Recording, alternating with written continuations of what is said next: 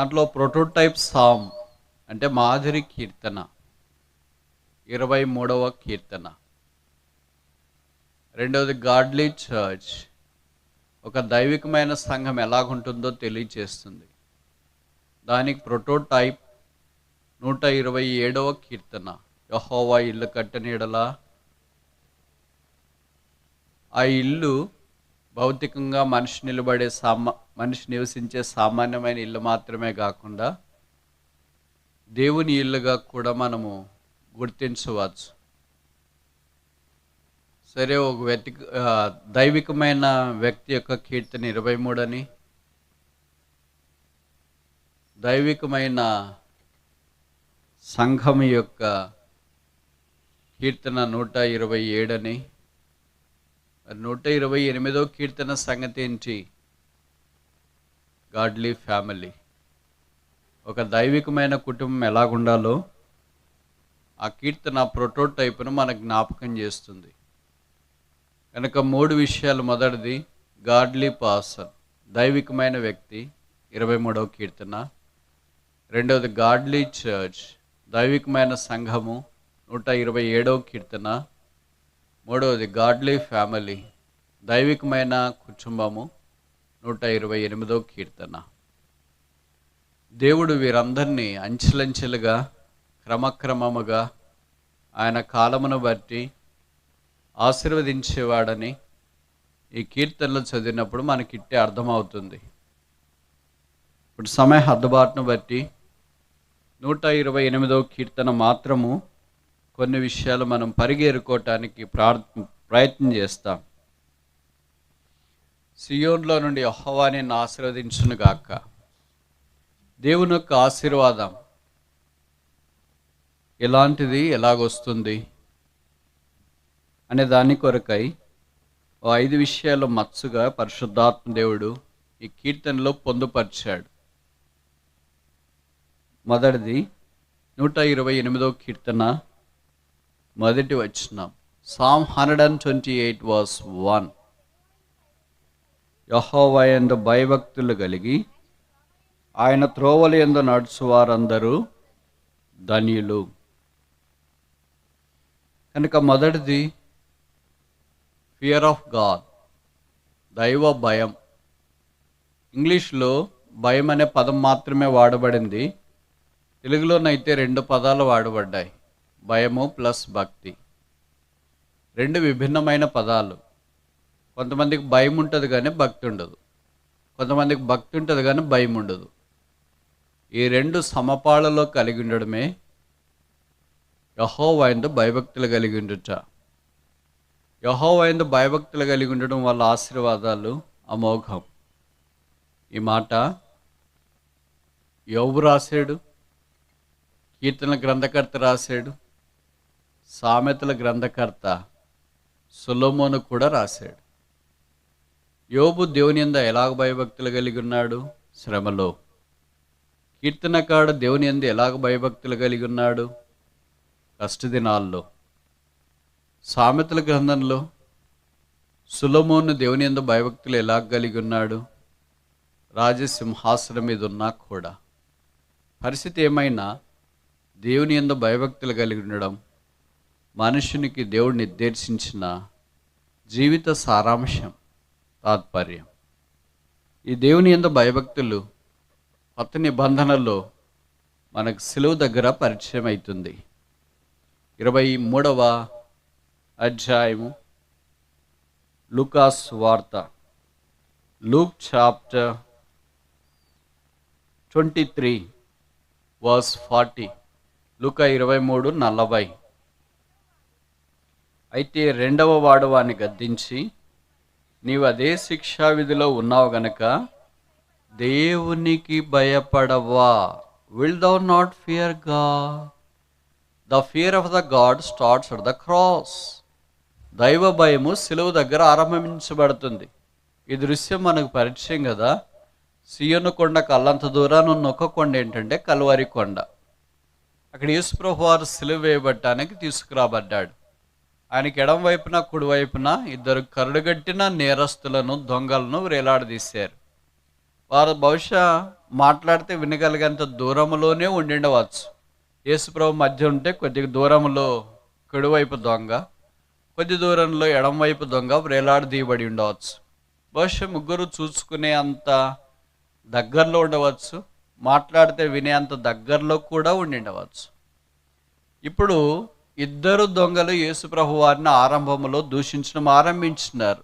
నువ్వు యేసువైతే దిగిరా, రక్షించుకో, మమ్మను కూడా రక్షించు అని. కొద్దిసేపు సమయం గడిచే కొలది ఇప్పుడు కుడివైపున్న దొంగ యేసు ప్రభు యొక్క ప్రాశస్తతను, గొప్పతనాన్ని గుర్తించిన వాడై ఎడం వైపున్న దొంగను గద్దించడం ఇక్కడ మనం చూస్తూ ఉన్నాం.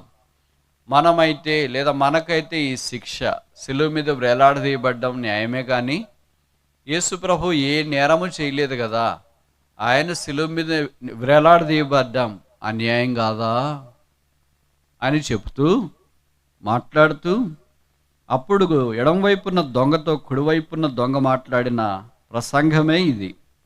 అయితే రెండవ వాడు వాడిని గద్దించి, నీవు అదే శిక్షా విధిలో ఉన్నావు గనుక దేవుడికి భయపడవా? Will thou not fear God? దైవ భయం దొంగ నోట్లో నుండి వచ్చింది. చూడండి, దయ్యాలు వాయిదాలు వల్లిస్తాయని ఒక సామెత ఉంది కదా. దొంగ కూడా దేవుని యొక్క భయాన్ని గురించి మాట్లాడతాడు. మీకు తెలుసు కదా, భయం ఉండేవాళ్ళు దొంగతనం చేయలేరు. వాళ్ళకి ఏ భయం ఉండదు. అంటే చీకటి అనే భయం ఉండదు, చీకట్లో పాములు వస్తాయి, తేళ్ళు వస్తాయి, కరుస్తాయేమో అని భయం ఉండదు, పోలీసులు పట్టుకుంటారేమో అని భయం ఉండదు, ఇంట్లో వాళ్ళు పట్టుకొని దొరికితే చావగొడతారేమో అని భయం ఉండదు, కుక్కలు కరుస్తాయేమో అని భయం ఉండదు, దయ్యాలు వస్తాయేమో అని భయం ఉండదు, చివరికి చచ్చిపోతామేమో అని కూడా భయం ఉండదు. భయం ఉండేవాళ్ళు ఆ పని చేయలేరు. కానీ ఇంత భయం లేనివాడికి ఏ భయం వచ్చింది? దైవ భయం వచ్చింది. కొంతమంది అంటారు, నేను దేనికి భయపడినా అని. పర్వాలేదు, నువ్వు దేనికి భయపడకపోయినా దేవునికి భయపడితే ఆశీర్వాదం. ఆ భయము సిలువ దగ్గర ఆరంభమవుతుంది. పాపాత్ముడైన మానవుని ప్రేమించి దేవుడు తానే మానవాకారాన్ని భూమి మీదకి దిగివచ్చి సిలువలో వ్రేలాడదీయబడి మన పాపం మోసుకుని మన కొరకు శాపముగా, వ్యసనాక్రాంతుడుగా, వ్యాధిని అనుభవించిన వాడిగా, స్వరూపమైనను సొగసైనను లేనివాడిగా యేసు ప్రభువు చేయబడి, రక్తము కార్చి చనిపోయి సమాధి చేయబడి తిరిగి మూడవ దినాన లేచి పరలోక స్థలములో మహామహుని కుడిపార్శ్వమున ఆసీనుడై ఉన్నాడు. ఇట్టి ప్రధాన యాజకుడు, ఇట్టి దేవుని గొర్రెపిల్ల, ఇట్టి దేవుడు, ఇట్టి యేసుక్రీస్తు ప్రభువు పాపులను రక్షించుట కొరకై ప్రేమ చూపించినాడు. ఈ సిలువ ప్రేమ కంటే అధికమైన ప్రేమ ఏముంది? సిలువ త్యాగం కంటే అధికమైన త్యాగం ఏముంది? ప్రాణ త్యాగం కంటే గొప్ప త్యాగం ఏముంది? రక్తము చిందించడం కంటే గొప్ప సేవ లేదా పరిచర్య, దానం ఏముంది? అదే యేసుప్రభు పాపాత్ముడైన మానవుని కొరకు చేశాడు. ఈ సంగతి దొంగకు అర్థమైంది, కుడివైపున వేలాడదీయబడిన వాడు. అందుకని యేసు సంబోధన చూడండి ఎంత అందంగా ఉందో. పెద్ద పెద్ద మాటలేం మాట్లాడలేదు. స్తోత్రం స్తోత్రం స్తోత్రం, దేవా దేవా దేవా దేవా, రక్షక రక్షకుడ, హల్లెలూయా హల్లెలూయా హల్లెలూయా, ఇవన్నీ ఆరంభాలు కాదు. ప్రభు ఎంత సింపుల్గా మాట్లాడిన వాడిని అంగీకరించినాడు. యేసు, నీవు నీ రాజ్యముతో వచ్చినప్పుడు నన్ను జ్ఞాపకం చేసుకో. This is the simplicity of the salvation. రక్షణలో ఉన్న సౌమ్యత ఇది, రక్షణలో ఉన్న సరళత ఇది. ఆ రక్షణలోనికి యేసు మానవుని తీసుకురావాలని కోరుతున్నాడు. ఆ రక్షణ పొంది, పాపక్షమాపణ పొంది, దైవ సన్నిధిని అనుభవించాలనే దేవుని యొక్క ఉద్దేశ్యం. అదే యెహోవా యందు భయభక్తులు కలిగి ఉండటానికి ఆరంభం. కనుక 128వ కీర్తన ప్రకారము దేవుని ఆశీర్వాదం మనిషి మీదకి రావటానికి పూర్వం fear of God is mandatory. దైవ భయం ప్రాధాన్యం. రెండవది చూస్తామా? 128వ కీర్తన, Psalm 128 verse 2, రెండవ వచనం.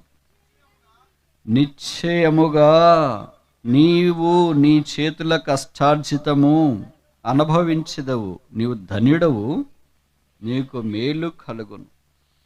ఇక్కడ యజమానుడు పురుషుని గురించి ఇంట్లో ప్రస్తావించబడింది. నిశ్చయం, దేవుడు చెప్పేవన్నీ నిశ్చయం. అబ్రహాముతో దేవుడు పిలిచిన పలుకు కూడా అదే. 12వ అధ్యాయం ఆదికాండం 1-2 వచనాలు, నిశ్చయముగా దేవుడు ఆశీర్వాదం అంతా నిశ్చయం. అందుకే యెషయా మన్నించండి, ఆదికాండం 28లో నిశ్చయముగా, నిశ్చయము నిశ్చయం నిశ్చయం. యోహాను సువార్తలో ఆ మాట పదే పదే మనకు తారసపడుతుంది. మీతో నిశ్చయముగా చెప్పుచున్నాను అంటే దాంట్లో సందేహం అవసరం లేదు, అనుమానం అవసరం లేదు, పర్లేదులే అని అనుకోవటానికి లేదు. ష్యూర్లీ. పిల్లలు మాట్లాడుకునేటప్పుడు అంటుంటారు కదా, నేను రేపు వస్తాను చర్చి కంటే షూరా, డబులీ షూర్, ఖచ్చితంగా వస్తా. అలాగ ప్రభువు వారి దగ్గర కూడా మనుషుడు సందేహానికి నిలయం కనుక దేవుడి దగ్గరికి వచ్చి షూరా ప్రభువా, ప్రభువు అంటాడు నేను నిన్ను ఆశీర్వదిస్తానంటే షూరా ప్రభువా, ఎందుకంటే అనుమానం నాలాంటి ఏంటి ఆశీర్వదించబడ్డం ఏంటి అని. అందుకనే దేవుని యొద్ద నుండి షూరిటీ తీసుకుంటున్నాడు, షూరా ప్రభువా అని. ఇక ప్రభు అన్నాడు నిశ్చయం, నిశ్చయం, నిశ్చయముగా నీవు నీ చేతుల కష్టార్జితం అనుభవించదు. మనిషి కష్టపడాలని దేవుని ఉద్దేశం. తెలుగులో కూడా ఒక సామెత ఉంది కదా, కష్టే ఫలి. కష్టపడితే ఫలితం వస్తుంది. జ్ఞానయుక్తమైన కష్టము ప్రాముఖ్యం, వివేచన లేని కష్టం వ్యర్థం. గాలికి ప్రయాసపడినట్లు పోట్లాడే కష్టంగా అది కనిపిస్తుంది. చదువైనా, చేతి పనైనా, ఉద్యోగమైనా, సేవైనా చెమటోడ్చకుండా అది సౌలభ్యతలోనికి, ఆశీర్వాదంలోనికి రాదు. చాలామంది సోమరులు క్రైస్తవులు ఉన్నారని నాకంటే మీకు బాగా తెలుసు. కొన్నిసార్లు భర్తే సోమరిగా ఉంటాడు, ఆయన ఏమీ దమ్మిడి పని చేయడు, పైసా ఆదాయం లేదు, ఫుల్లుగా తినడం, దండికి నిద్రపోవడం, ఎప్పుడు అవసరమైతే బైబిల్ సెండ్ చేసుకుని పోవడం, అది కూడా సోమరితనమే. కొన్ని చోట్ల సహోదరులు అట్లా ఉండొచ్చు, వాళ్ళు ఎప్పుడు లేస్తారో ఎప్పుడు పడుకుంటారో తెలియదు, పడకే వారికి దేవుడుగా ఉంటారు. ఏమంటే నాకు బలహీనంగా ఉంది అని అంటారు. నిజంగా బలహీనంగా ఉంటే పర్లేదు, మరి బలహీనంగా ఉన్నప్పుడు తినేటప్పుడు కూడా బలహీనంగా ఉండాలి కదా.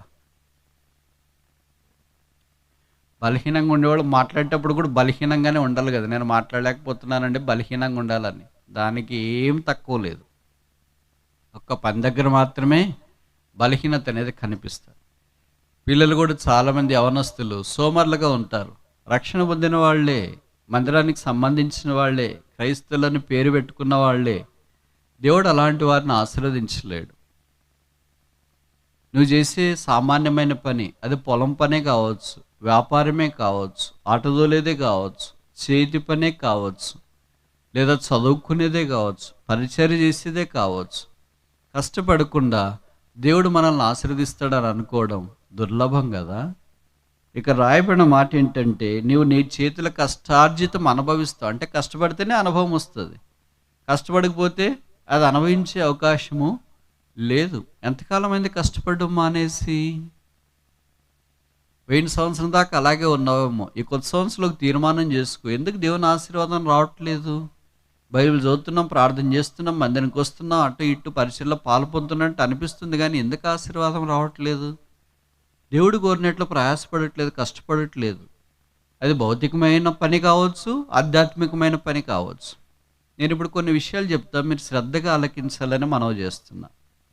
ఆదికాండం 3వ అధ్యాయంలో ఆదామవ్వలు సాతానుకు లోబడి పాపం చేసిన తర్వాత జరిగిన పరిణామాలు నాకంటే మీకు బాగా తెలుసు. సాతాను పాపం చేసిన తర్వాత దేవుడు సాతానికి ఎన్ని శిక్షలు విధించాడో తెలుసా? ఎన్ని? అవ్వ పాపం చేసిన తర్వాత అవ్వకి ఎన్ని శిక్షలు విధించాడో తెలుసా? ఎన్ని? ఆదాము పాపం చేసిన తర్వాత దేవుడు ఆదాముకి ఎన్ని శిక్షలు విధించాడో తెలుసా? ఎన్ని? అందరికి సమానంగా విధించాడని మీరు అనుకుంటారా? కాదు. ఇద్దరికి ఒకే సమానము, ఒకళ్ళకి తక్కువ. ఇప్పుడు మీకు అర్థమైండల్లా. తక్కువ ఎవరికి? ఆదాముకి 5. ఇద్దరికి సమానం ఎవరికి? సాతానికి, అక్కకి.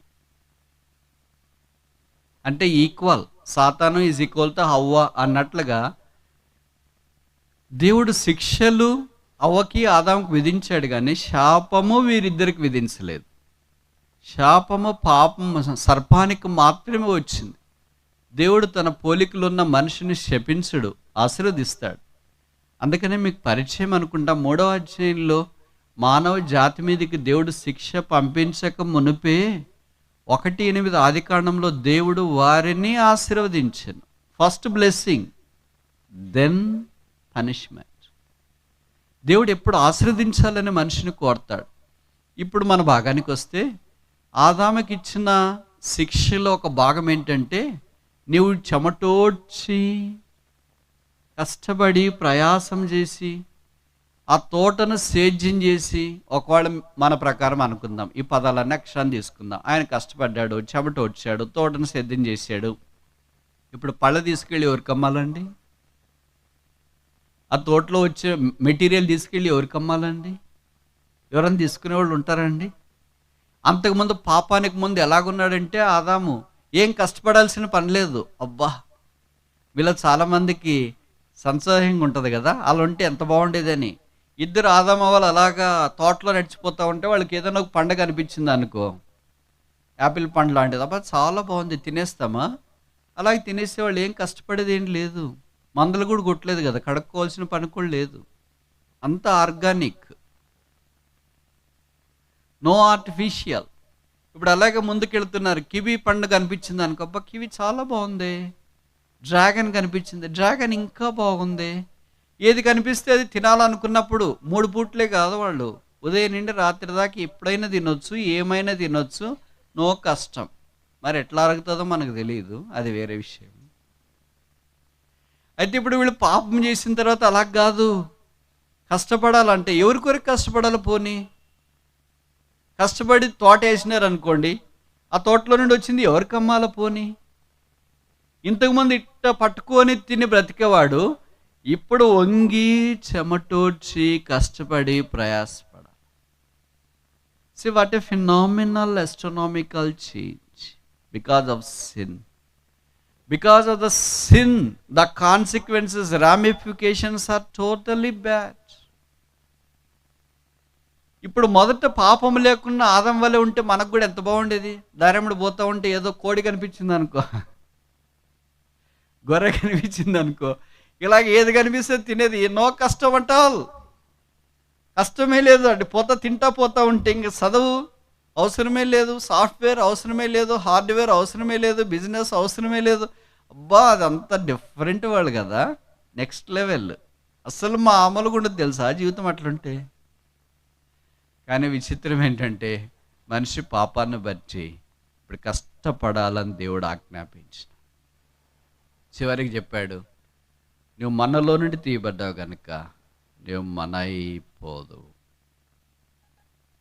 ఇది పాపం యొక్క విషాదం. దేవుడు మనిషిని సంపేయాలని సృజించలేదు, బ్రతకాలని సృజించినాడు. కానీ మనుషుడు చనిపోతే మంచిదనే స్థానంలోనికి తీసుకురాబడ్డాడు. అదే మరణం. జీవములో నుండి మనుషుడు మరణంలోనికి వచ్చినాడు. యేసుక్రీస్తు ప్రభు యొక్క మరణం ద్వారా యోహాను 5:27 అనుకుంటా, నా మాట విని నన్ను పంపిన వాని యందు విశ్వాసముంచు ప్రతివాడు తీర్పులోనికి రాక మరణములో నుండి జీవములోనికి ఈదినాడు అని రాయబడలేదు, నడిచినాడు అని రాయబడలేరు, పరిగెత్తినాడు అని రాయబడలేదు. ఏం రాయబడింది? దాటినంటే ఏమని అర్థం? దగ్గరే స్థలం అని. మీరు మామూలు ఇళ్లలో దాడుతుంటారు కదా, ఎంత తేలిక చూడండి. పాపము నుండి పరిశుద్ధతలోనికి రావడం, నరకం నుండి పరలోకంలోనికి రావడం, మరణములో నుండి జీవంలోనికి రావడం, దాటడానికి వెళ్ళడానికి కష్టపడాలనా? ఒక్క వృద్ధులు తప్ప, కాళ్ళు చేతులు సరిగ్గా లేని వాళ్ళు తప్ప మిగతా వాళ్ళ మన పిల్లలు అంటే మనకంటే ముందు దాటిపోయి ఉంటారు. How simple is the plan of salvation of God is. దైవ రక్షణ మనుషుని కొరకు దేవుడు ఎంత తేలిగ్గా చేసినాడు. తర్వాత మనుషునితో అన్నాడు, నువ్వు ధన్యుడవు, నీకు మేలు కలుగు. దీనికి మనం ఒక పేరు పెడదామా? The favour of God. దేవుని యొక్క మంచితనము మనుషుని పక్షాన దేవుడు వర్ధిల్లింప చేసినాడు. మూడోది చూస్తామా? 128వ కీర్తన, Psalm 128 verse 3, 3వ వచనం. నీ లోగిట నీ భార్య ఫలించు ద్రాక్షవలి. అంటే ద్రాక్షవళలు కొన్ని డిఫరెంట్గా ఉంటాయి కదంటే, ఫలించని ద్రాక్షవళలు ఉంటాయి, కారు ద్రాక్షలు ఫలించు ద్రాక్షవళలు కూడా ఉంటాయి. ఈ భార్య అలాంటిది కాదు, ఫలించు ద్రాక్షవళి. ద్రాక్షవళి చెట్టుకి 3 విషయాలు ఉంటాయి. మొదటిది, ఇట్స్ ఏ క్లింగింగ్ ప్లాంట్. హత్తుకొని వెళ్ళేది. అంటే ఉదాహరణకి ఇలాగ ఏదైనా ఒక స్తంభము, తర్వాత పందిరు ఉంటే దాని మీద ద్రాక్ష తీగ వెళ్తుంది, కానీ ఏమి లేకుండా దానంతట అది వృద్ధి పొందదు. ఇప్పుడు ప్రభు మీద సంఘం ఎలాగ ఆనుకొనుందో, ఆ ఇంట్లో గృహిణి కూడా హోమ్ మేకర్, ప్రభు మీద ఆధారపడుతూ, అలాగే కుటుంబంలో భర్త పిల్లల మీద ఆధారపడుతూ అలాగ పైకి వెళ్ళాలి. హత్తుకొని ఉండుట. అలా కాకుండా ఏం పర్లేదులే, నాకు చదువు ఉంది, తెలివి ఉంది, జ్ఞానం ఉంది, independent, I can take my own decisions. తీసుకోవని చెప్పరు. మాదిరి తీసుకుంటే సమస్యలు వస్తాయి. తీసుకుంటారు, డెసిషన్ మంచిదే, కానీ రూతు మాదిరి తీసుకుంటే ఆశీర్వాదం. రూతు పక్కన తోడకోడలు ఉంది. ఓర్ఫా మాదిరి తీసుకుంటే సమస్యలు వస్తాయి. అందుకని ఆనుకొని తీర్మానం చేయటం అవసరం. బైబిల్లో రాయబడింది, యెషయా 26 అనుకుంటా కదా, ఎవని మనస్సు నీ మీద ఆనుకొనునో వాని నీవు పూర్ణ శాంతి గలవాన్ని. అలాగే పరమగీతంలో రాయబడింది, తన ప్రియుని మీద ఆనుకొని అరణ్య మార్గమనవచ్చు ఈమె యువతే. కనుక అరణ్యమనే ఈ యాత్రలో, నీడలేని యాత్రలో, కష్టమైన ఈ యాత్రలో మన పరలోకపు ప్రియుడని యేసుక్రీస్తు ప్రభు మీద సంఘం అనే పెళ్లి కూతురు ఆనుకొని ఉండడం ప్రాముఖ్యం. అలాగే కుటుంబంలో కూడా స్త్రీ కుటుంబం అంతటి మీద ఆధారపడ్డం దైవక్రమం అని వాక్యం మనకు జ్ఞాపకం చేస్తుంది. కనుక ద్రాక్ష చెట్టుకున్న మొదటి లక్షణం ఏంటంటే, ఇట్స్ ఏ క్లింగింగ్ ప్లాంట్, అది ఆధారపడేది. రెండవది ఏంటంటే, ఇట్స్ ఏ క్లైంబింగ్ ప్లాంట్, అది హారిజాంటల్గా పోదు, భూమికి సమాంతరంగా పోదు, భూమికి లంబ దిశలో వెళుతుంది, perpendicular to the earth. This is always a Y axis which is perpendicular to the X axis.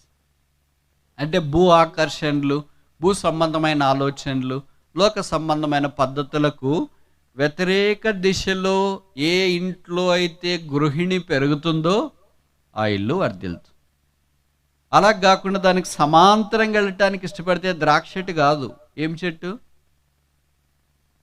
ఎవరు లేరా ఇక్కడ గ్రామీణులు? అంత పట్నం నుండి వచ్చినారా? నేను గ్రామం నుండి వచ్చినా, నేను చెప్తా. కాకరకాయ చెట్టు, పెద్ద కాకరకాయలు కాదు, పెద్ద కాకరకాయలకు కూడా పందిరు ఉంటుంది, చిన్న కాకరకాయలు అని ఉంటుంది. మీరేమో అంటారు దాన్ని, మీ దగ్గర దొరకవి. సరే, నేను అనుకునేది మీరు అనుకునేది ఒకటినో కాదో తెలియదు, కానీ ఇక్కడ దొరకదు. రాయలసీమ, తెలంగాణ కొన్ని ప్రాంతాల్లో దొరుకుతుంది. నల్లరేగడి పొలాల్లో ఉంటుంది, అది భూమిలోనే పండుతుంది, తర్వాత భూమికి ప్యారలల్గా వెళుతుంది. అది చిన్నగా ఇంతే ఉంటాయి కాకరకాయలు. మీకు తెలుసో తెలియదో, ద కాస్ట్లెస్ట్ వెజిటేబుల్ అదే. కేజీ 250 లేదా 300 రూపాయలు ఉంటుంది. ఇక అంత చికెన్ కింటే డబుల్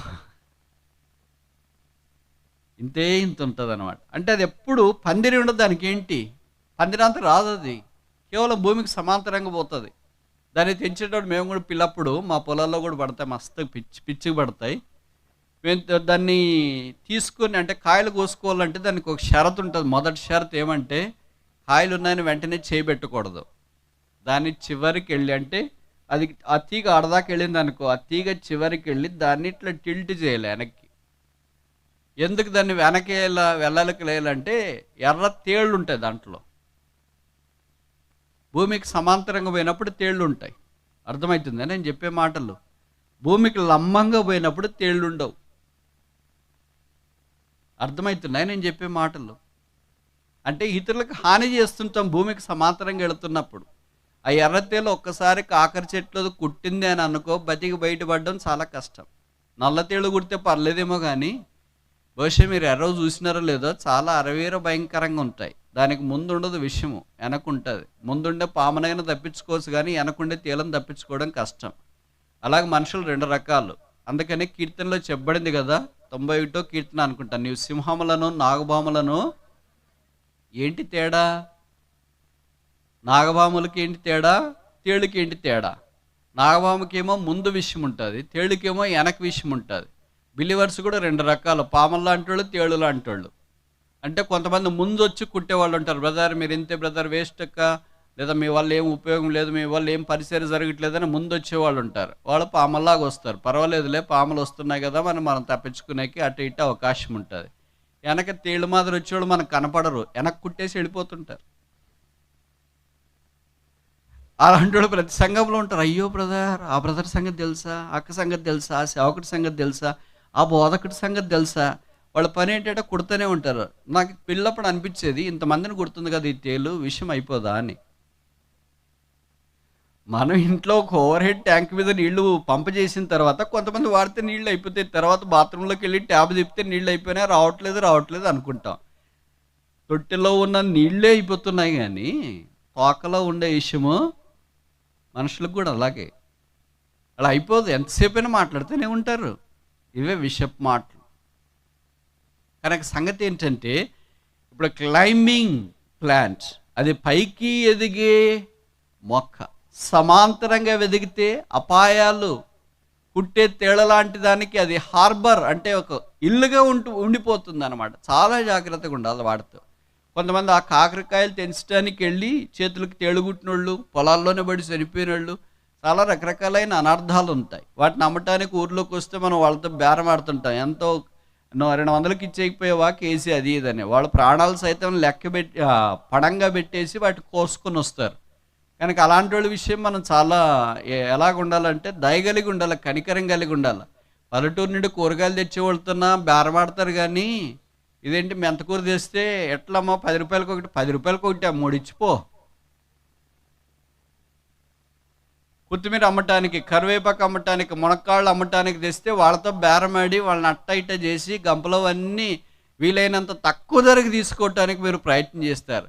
పాపం వారు ఆ తెల్లవారుజామునే లేచి పొలానికి వెళ్ళి అవన్నీ శుభ్రం చేసుకొని దాన్ని కోసుకొని కట్టుకొని గంపలో వేసుకొని మీ ఇంటి దాకా వచ్చి మీకు ఇస్తే 10 రూపాయలకి 3 ఇచ్చిపో అంటే నీకు న్యాయం అనిపిస్తుందా?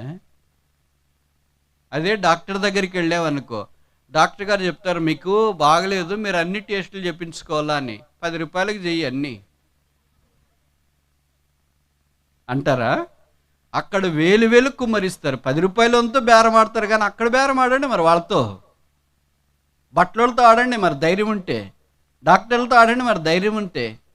ఇలాంటి ఎక్కువ వసూలు చేసే వాళ్ళతో మీరు బేరం ఆడిన అర్థం ఉంది. కానీ 10 రూపాయలు 20 రూపాయలతో ఏదో బతికే రైతులతోన, రోడ్డు మీద అమ్ముకునే తోపుడు బండ్ల వ్యాపారస్తులతో మీరు బేరమాడి వారికి నష్టం కలిగించుకోవడం. కొత్త సంవత్సరంలోనే ఇది ఫాలో కండి.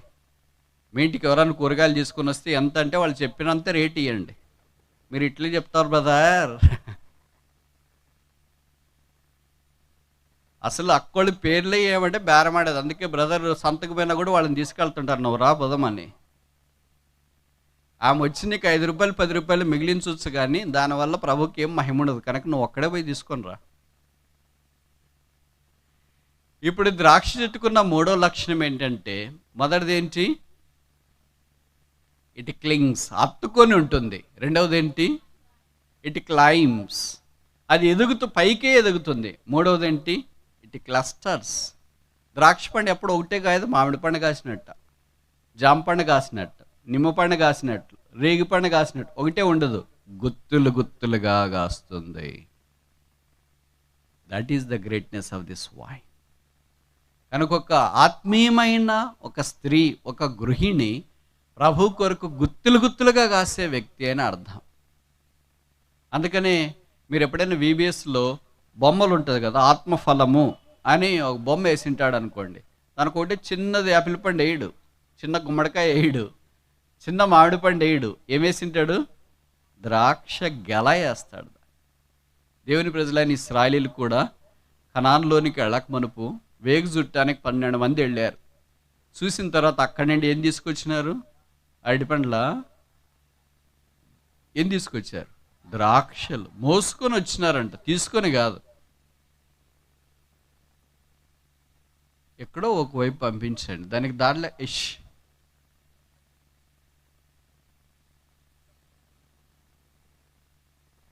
Thank you. మన ప్రసంగానికి మనుషులే కాదు, కుక్కలు కూడా వస్తాయి చూడండి.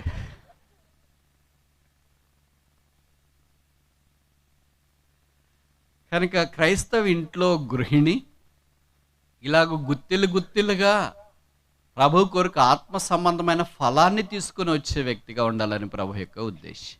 అది గృహిణి యొక్క బాధ్యత. దీనికి మనం ఒక పేరు పెడదామా? Fruitfulness of gods. దేవుని యొక్క ఫలాన్ని తీసుకుని వచ్చుట. సియోన్లో నుండి యెహోవా నిన్ను ఆశీర్వదించును గాక. 4 చూస్తామా? 3 వచనం, Psalm 128:3. నీ భోజనపు బల్ల చుట్టూ నీ పిల్లలు ఒలీవ మొక్కల వలె ఉందును. భార్య ఎలాగుంటుంది? ద్రాక్ష వలె. పిల్లలు ఎలాగున్నారు? ఈ రెండిటికి చాలా తేడా ఉంది. ఒలివ చెట్టు ఇట్లా ప్రాకదు. ఒలివ చెట్లకి పందిరి అవసరం లేదు. ఒలివ చెట్లు కూడా గుత్తులుగా ద్రాక్ష చెట్ల వలె కాయదు. ఒలివ చెట్టు దాదాపు మొదట 6-7 ఏళ్ళు పాతిన తర్వాత, అంటే అంటు పెట్టిన తర్వాత ఏం బండది ఎండిపోయినట్టు కనిపిస్తూ ఉంటారు.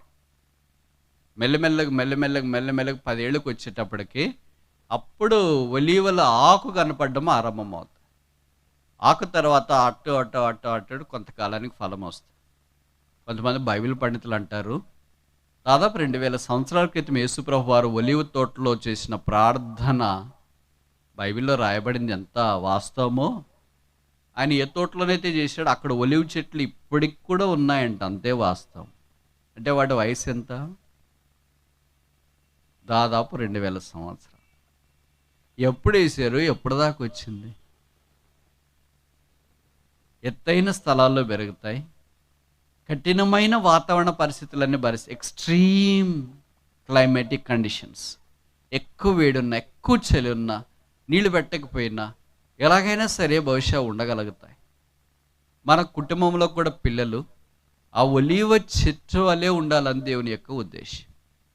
మీకు తెలుసో తెలియదు, మన భారతదేశంలో, మన ఆంధ్రలో వేప చెట్టు వలె, అంటే వేప చెట్టులో నిరుపయోగమైనది ఏమీ ఉండదు, విత్తనంతో సహా ఉపయోగమే. దేనికి ఉపయోగిస్తారో అది వేరే విషయము, కానీ ఉపయోగమే. అలాగే ఒలివ చెట్టు కూడా ప్రతి భాగము ఉపయోగమే. ఒలివల నూనె ఉపయోగమే, ఒలివల పండు ఉపయోగమే, ఒలివల పండు గుజ్జు తీస్తాం కదా, కేక్, అది ఉపయోగమే. ఒలివల విత్తనాలు, ఒలివల కొమ్మలు, ఒలివల వేర్లు, from top to bottom, from cell to the stem, అన్నీ ఉపయోగకరమైనవి. మన పిల్లలు కూడా దేవుడి కొరకు అలాగుండాలని దేవుని యొక్క ఉద్దేశం. వారు దేవుని మందిర ఆవరణంలో నాటబడిన వారై పచ్చని ద్రాక్ష చెట్టు కాదు.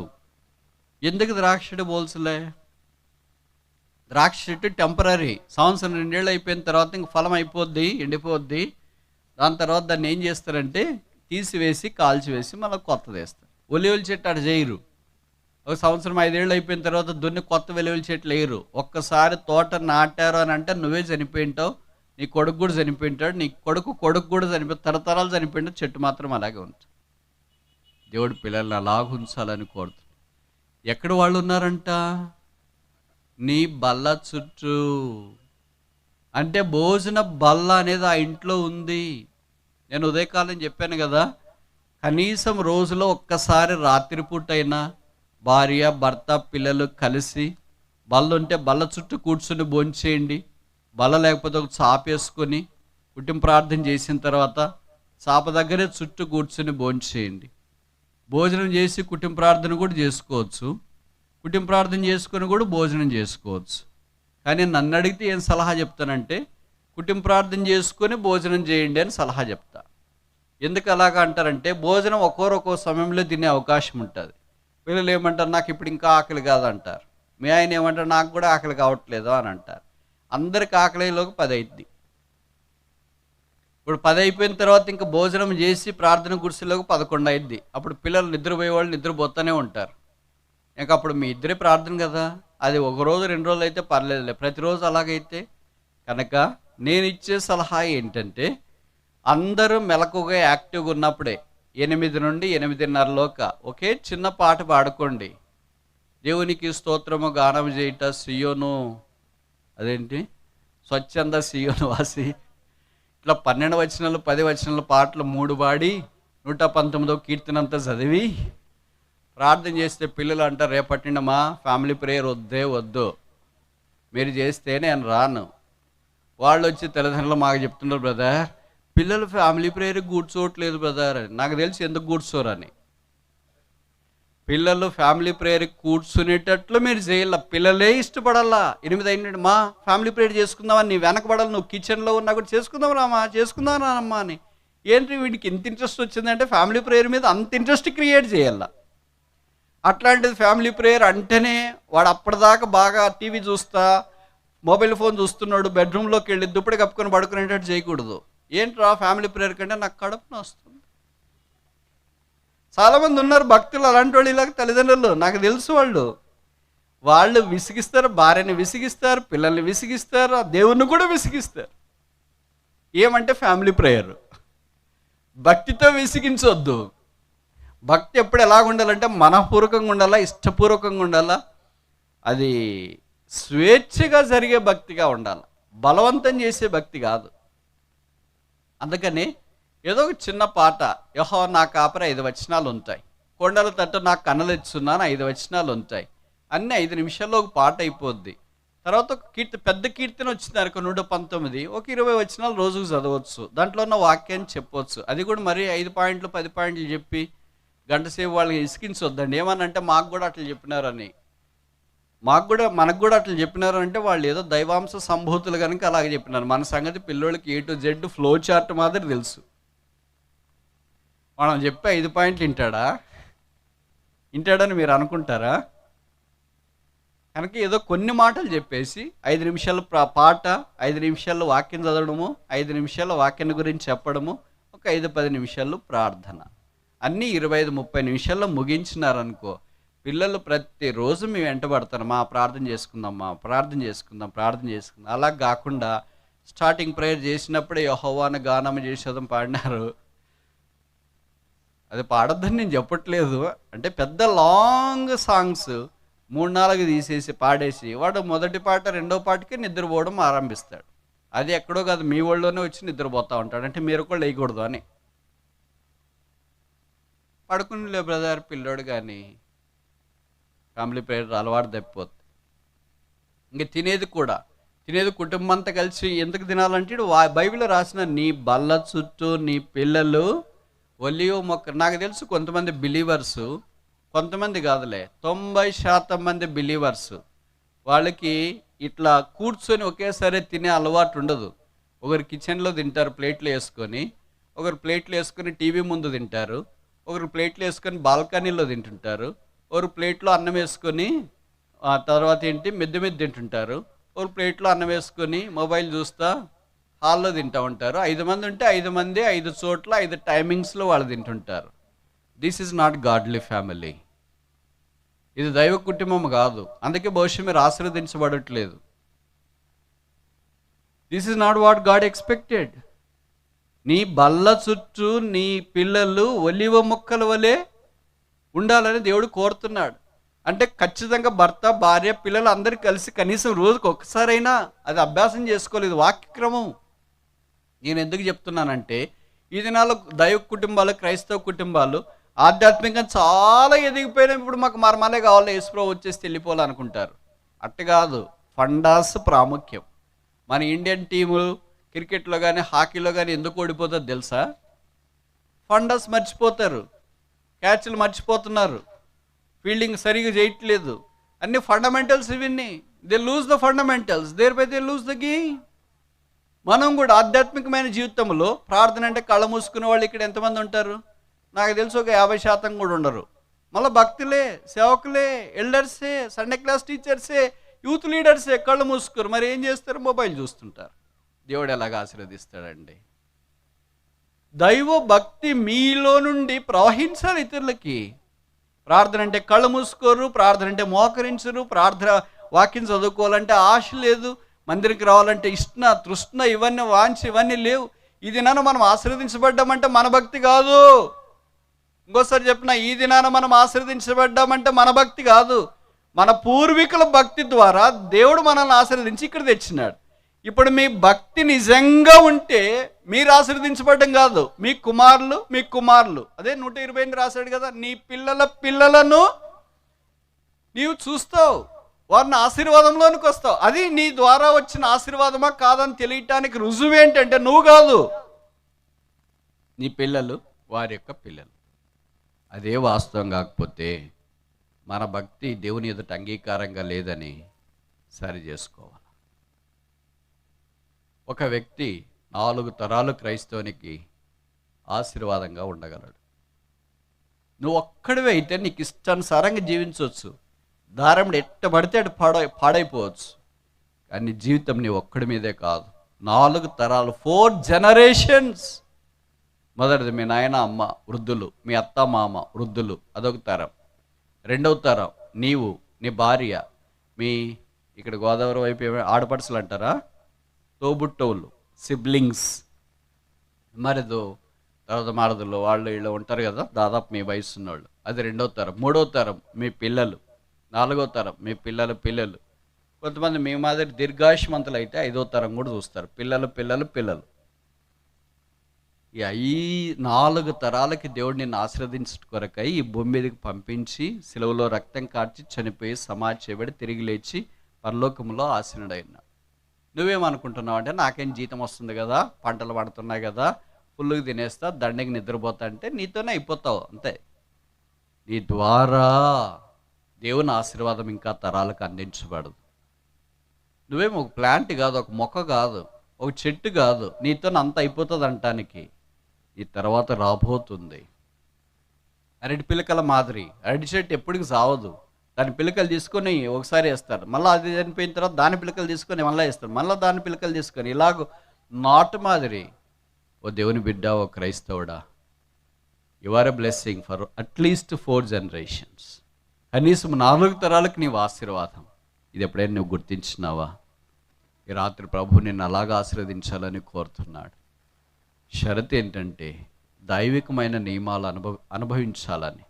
నువ్వు ఎలాగుండాలా? జ్ఞానయుక్తంగా కష్టపడాలా. భార్య ఎలాగుండాలా? ద్రాక్ష చెట్టు వలె కష్టపడాలా. 3వది కుమారులు ఎలాగుండాలా? ఒలివ చెట్ల వలె ఉండాలా. అలాగున్నప్పుడు ఈ కుమారులను గురించి లేదా పిల్లల గురించి ఏం రాయబడిందంటే, నీ బల్ల చుట్టూ నీ పిల్లలు ఒలివ మొక్కల వలె ఉందరు. ఇది మనకి ఏ జ్ఞాపం చేస్తుంది? ఫెలోషిప్. పిల్లలు దాటిపోరు. అలాగే మనం కూడా దైవ చిత్తానుసారమైన సహవాసంలో ఉంటూ ముందుకు సాగిపోవాలని కోరబడుతున్నాం. సమయం కావచ్చింది కనుక నేను ముగించడానికి ప్రయత్నం చేస్తాను. 4 విషయాలు చూసినాం. మొదటిది యెహోవా యందల భయము, ద ఫియర్ ఆఫ్ గాడ్. 2వది నీవు ధనిడవు, నీకు మేలు కలుగును, ద ఫేవర్ ఆఫ్ గాడ్, దేవుని యొక్క మంచితనం. 3వది నీ భార్య ఫలించు ద్రాక్ష వలె ఉండును, ఫ్రూట్ఫుల్నెస్ ఆఫ్ గాడ్, దేవుని ఫలం. 4వది నీ పిల్లలు నీ బల చుట్టూ ఒలివ మొక్కల వలె ఉందరు, ఫెలోషిప్ ఆఫ్ గాడ్, దేవుని యొక్క సహవాసం. యెహోవా యందు భయభక్తులు గలవాడు ఎలాగూ పైన ఇందాక 4 చెప్పాము కదా, అలాగూ ఆశీర్వదించబడు. అలాగే మనం ఆశీర్వదించబడట్లేదంటే సింపుల్ కారణం ఏంటి? మీరు చెప్తారు, నేను చెప్పనా? యెహోవా యందు భయభక్తులు లేవు అని అర్థం. మీకు తెలుసో తెలియదో, మొదటి వచనము 5వ వచనము 2 ఒకటే మాటలే. యెహోవా యందు భయభక్తులు మొదటి వచనం, 5వ వచనం సీయోనులో నుండి యెహోవా నిన్ను ఆశీర్వదించు, 4వ వచనం యెహోవా యందు భయభక్తులు. కనుక మొదటి వచనం 4వ వచనం మధ్యలో ఈ కుటుంబం అంతా ఉంది. ఈ 2 యెహోవా యందు భయభక్తుల మధ్యలో కుటుంబం శాండ్విచ్ అయింది. So every Christian family has to be sandwiched the fear of God, దైవ భయంతో నింపబడాలి. అప్పుడు యెహోవా వారిని ఆశీర్వదిస్తాడు.